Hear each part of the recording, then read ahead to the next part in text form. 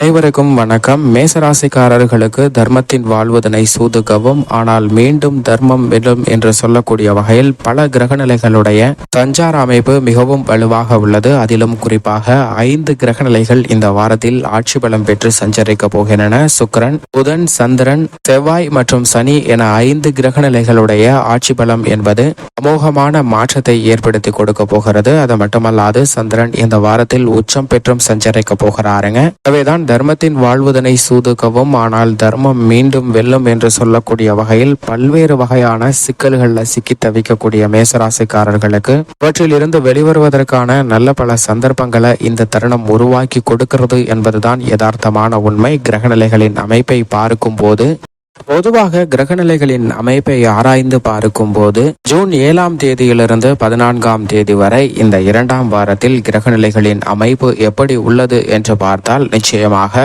பல கிரகநிலைகள்ல அதிரடியான மாறுதல்கள் ஏற்படுகின்றன. அதிலும் குறிப்பாக வித்யாகாரகரான புதன் 9ஆம் தேதியிலிருந்து ஆட்சி பலம் பெறுகிறார். 13ஆம் தேதியிலிருந்து சுக்கிரன் ஆட்சி பலத்தை இழக்கிறார். இப்படி பல அதிரடியான கிரகநிலைகள்ல ஏற்படக்கூடிய மாறுதல் மிகப்பெரிய மாற்றத்திற்கு வித்திடக்கூடிய வகையில் பல வழிகளை உருவாக்குகிறது. தர்மத்தின் வாழ்வதனை சூதுக்கவும் ஆனால் மீண்டும் தர்மம் வெல்லும் என்று சொல்லக்கூடிய வகையில அதிரடியான பல மாறுதல்களை இந்த தருணத்தில் சந்திப்பதற்கான சூழல் நிச்சயமாக உருவாகி உள்ளது என்பதை கிரகநிலைகளின் அமைப்பு தெளிவாகவும் துல்லியமாகவும் உறுதிப்படுத்துகின்றன. கிரகநிலைகளின் அமைப்பை ஆராய்ந்து பார்க்கும் போது முழு சுபகிரகமாக இருக்கக்கூடிய குரு ரிஷபராசியில் தனது பகை கிரகமாக இருக்கக்கூடிய சுக்கிரனின் ஆட்சி வீட்டில் சஞ்சரிக்கிறார். இருப்பினும் சுக்கிரனின் பார்வையில் குரு சமகிரகமாக இருக்கிறார். எனவே சுக்கிரனின் ஆட்சி வீட்டில் சஞ்சரிக்கக்கூடிய குருவின் அமைப்பு காரணமாக இந்த தருணத்தில் பல நல்ல மாறுதல்கள் நிச்சயமாக உண்டு. வெளிப்பாக அனைத்திலும் செயல்படுவதற்கான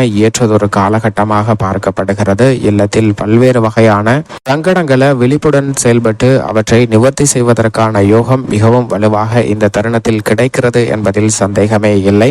அது மட்டுமல்லாது முழு சுபகிரகமாக இருக்கக்கூடிய குருவினுடைய சுப பார்வை பல்வேறு இடங்களை வலுப்படுத்துவதால் எதிர்பாராத நல்ல மாற்றங்கள் நிச்சயமாக உண்டு. பல்வேறு வகையான சூழ்ச்சிகள், தந்திரம் மற்றும் தேவையில்லாத சங்கடமான பல நிகழ்வுகளை விளைவித்த சூழ்நிலையில் அவை அனைத்திலும் மீண்டும் தர்மம் வெல்லும் என்று சொல்லக்கூடிய வகையில் நல்ல மாறுதலை சந்திப்பதற்கான வாய்ப்பு நிச்சயமாக உண்டு.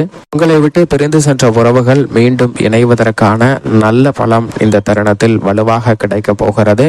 சனி பகவானை பொறுத்த வரைக்கும் ஆட்சி பலம் பெற்று மிக வலுவாக கும்பராசியில் சஞ்சரிக்கிறாருங்க. சனி கும்பராசியில் வீற்றிருப்பது பல்வேறு வகையில எதிர்பார்க்கக்கூடிய உத்தியோக ரீதியான மாறுதல்களை மிக சிறப்பாக ஏற்படுத்தி கொடுக்க போகின்றன. நீங்கள் எதிர்பார்த்து காத்து கொண்டிருக்கக்கூடிய ஊதிய உயர்வு, பதவி உயர்வு, இடமாறுதல், விடுமுறை உட்பட பல விஷயங்கள் சாதகமாக அமைவதற்கான யோகம் இந்த தருணத்தில் உண்டு. தந்திரமாக உங்களுக்கு எதிராக சூழ்ச்சி செய்தவர்களுடைய சூழ்ச்சி நிச்சயமாக இந்த தருணத்தில் முறியடிக்கப்பட போகிறது என்பதையும் தெளிவாக உறுதிப்படுத்துகிறாருங்க. தொழில்துறை, வியாபாரத்துறையில் ஆட்சி பலம் பெற்று சஞ்சரிக்கக்கூடிய சனி பகவானுடைய அமைப்பு மிக வலுவாக இருப்பதால் இந்த தருணத்தில் துணிந்து பல முதலீடுகளை மேற்கொள்ளலாம். உங்களுக்கு அனுபவம் இல்லாத எந்த விதமான துறைகளிலும் முதலீடு செய்ய வேண்டாங்க. அப்படி முதலீடு செய்வதால் சில ஏமாற்றங்களை சந்திப்பதற்கான வாய்ப்பு உண்டு. பங்குச்சந்தை உட்பட அனைத்திலும் அனுபவம் இருந்தால் மட்டும் முதலீடுகளை மேற்கொள்ளுங்கள். இல்லை என்றால் மேற்கொள்ள வேண்டாம். திட்டமிட்ட செயல்பாடும் அளவான முதலீடுமே மிக பெரிய அளவில் லாபத்தை பெற்று தருவதற்கான சூழலை உருவாக்கி கொடுக்கும் என்பதில் சந்தேகமே இல்லை. ராகு கேதுவின் அமைப்பை பொறுத்த வரைக்கும் ராகு குருவின் ஆட்சி வீடான மீன ராசியிலும், மோட்சக்காரகரான கேது புதனின் ஆட்சி வீடான கன்னி ராசியிலும் சஞ்சரிக்கின்றனர். இந்த 2 நிழல் கிரகங்களுமே தங்களது சஞ்சார தூரத்தில் பாதிக்கு மேல் கடந்து வலுவிழந்த சூழ்நிலையில் சஞ்சரிக்கக்கூடிய இந்த வேளையில் நிச்சயமாக பல்வேறு வகையான பணிகளில் ஏற்பட்டு வந்த தடைகள், மந்தமான சூழ்நிலைகள் விலகி நல்ல மாறுதல் மிகவும் வலுவாக கிடைப்பதற்கான யோகம் உண்டு என்பதை தெளிவாக உறுதிப்படுத்துகின்றன.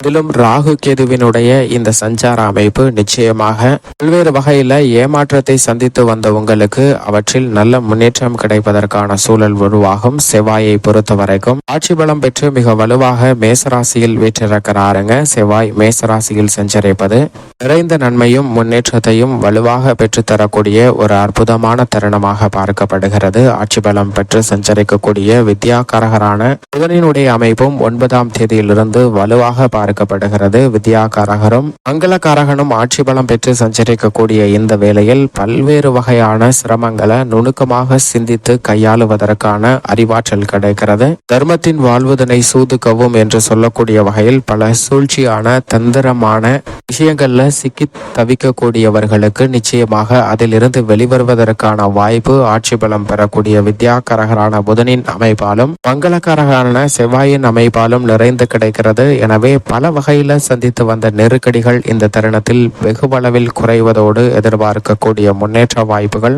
மிகவும் அபரிவிதமாக கிடைக்கிறது. ஏனென்றால் மிக வலுவாக 13ஆம் தேதி வரை ஆட்சி பலம் பெற்று சுக்கிரன் சஞ்சரிக்கிறார் தனது சொந்த ராசியான ரிஷப ராசியில். அதற்கு பிறகு மிதுன ராசியில் வித்யாகாரகரான புதனுடன் இணைந்து சஞ்சரிக்க போகிறாருங்க. பெரும்பாலும் சுக்கிரனும் ஆட்சி பலம் பெற்று சஞ்சரிக்கக்கூடிய இந்த வேலை என்பது நல்ல பல முன்னேற்ற வாய்ப்புகளை பெற்று தருகிறது. கலைத்துறை, அரசியல் துறையில் அதிரடியான மாற்றங்களையும் பல திருப்பங்களையும் சந்திப்பதற்கான சூழல் நிச்சயமாக உண்டு.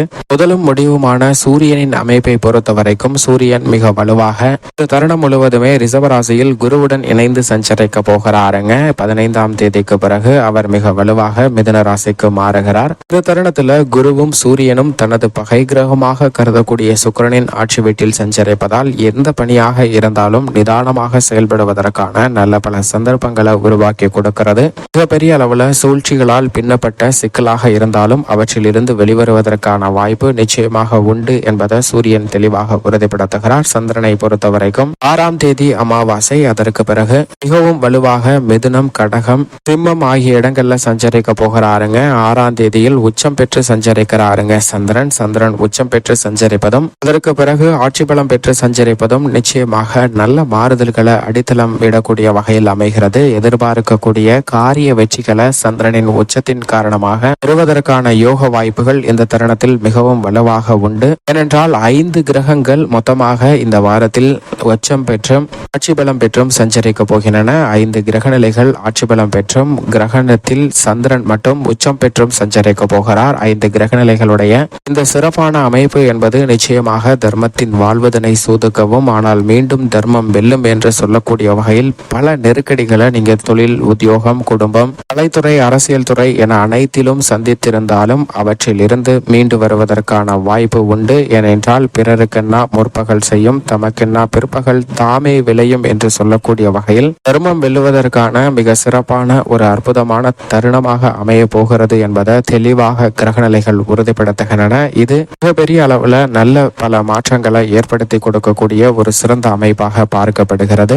மேசராசிக்காரர்களுக்கு முழு சுபகிரகமாக இருக்கக்கூடிய குரு தனஸ்தானத்தில் வலுவாக வீற்றிருக்கிறார். நவ கிரகங்களிலே வலிமை வாய்ந்த கிரகம் என்று கருதக்கூடிய குரு தனஸ்தானத்திலும் சனி லாபஸ்தானத்திலும் சஞ்சரிப்பது மிக பெரிய அளவுல அதிர்ஷ்ட யோக வாய்ப்புகளை மேசராசிக்காரர்களுக்கு அள்ளி கொடுக்கிறது. எனவே இல்லத்தில் பல்வேறு வகையில சந்தித்து வரக்கூடிய பொருளாதார ரீதியான சிக்கல்கள் மற்றும் தேவையற்ற சங்கடங்கள் போன்றவை நீங்கி நல்ல முன்னேற்றம் பிறப்பதற்கான வாய்ப்பும் வழியும் இந்த தருணத்தில் உருவாகிறது. அது மட்டுமல்லாது லாபஸ்தானத்தில் சஞ்சரிக்கக்கூடிய சனியின் அமைப்பு காரணமாக உத்தியோக ரீதியாக மேல் அதிகாரிகள் மற்றும் உயர் அதிகாரிகளிடம் இருந்த சங்கடமும் நிர்வாகத்தினிடம் இருந்த சாதகமற்ற போக்கும் மாற்றம் சந்திப்பதற்கான வாய்ப்பு நிச்சயமாக உண்டு. நிழல் கிரகமாக இருக்கக்கூடிய ராகு சில விரயத்தை ஏற்படுத்தினாலும் கூட அவை சுப விரயமாக அமைவதற்கான யோகம் இந்த தருணத்தில் உண்டு. மோட்சக்காரகரான கேது எதிர்மறையான சிந்தனைகளை தவிர்த்து அனைத்திலும் நுணுக்கமாக சிந்தித்து செயலாற்றுவதற்கான வாய்ப்பை ஏற்படுத்தி கொடுக்க போகிறார். ஏனென்றால் வித்யாகாரகரான புதனும் ஆட்சி பலம் பெற்று